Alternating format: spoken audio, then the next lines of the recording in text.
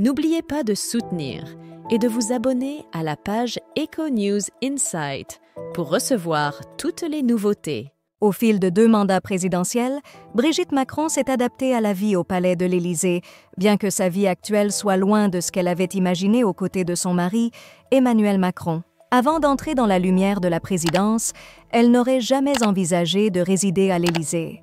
Sa rencontre et son union avec Emmanuel Macron, concrétisée par leur mariage en octobre 2007 à Le Touquet Paris-Plage, l'avaient projetée dans un tout autre avenir.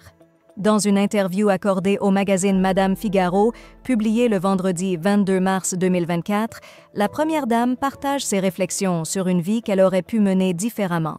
Se demandant ce que serait devenu Emmanuel Macron s'il n'avait pas embrassé une carrière politique, Brigitte Macron révèle avoir imaginé son époux dans une toute autre sphère. « Je le voyais artiste, plus précisément écrivain », confie-t-elle.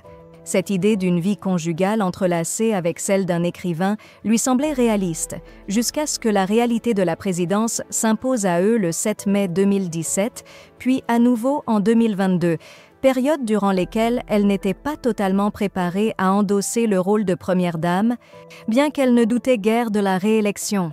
Elle exprime un profond respect pour la fonction présidentielle et admire le courage de son mari. Emmanuel Macron, de son côté, avait partagé ses aspirations personnelles lors de l'inauguration du 19e à Paris le 20 janvier 2022. Loin de la littérature, il s'imaginait dans l'artisanat, précisant une préférence pour la cuisine ou la boulangerie, des professions qui lui semblaient attrayantes. Leur destin les a toutefois menés à l'Élysée le 7 mai 2017, un changement majeur pour lequel Brigitte Macron ne se sentait pas tout à fait prête, révélant l'apprentissage quotidien et les défis inattendus du rôle de première dame, une expérience qu'elle décrit avec une certaine humilité et beaucoup de respect pour la position qu'elle occupe aux côtés de son mari.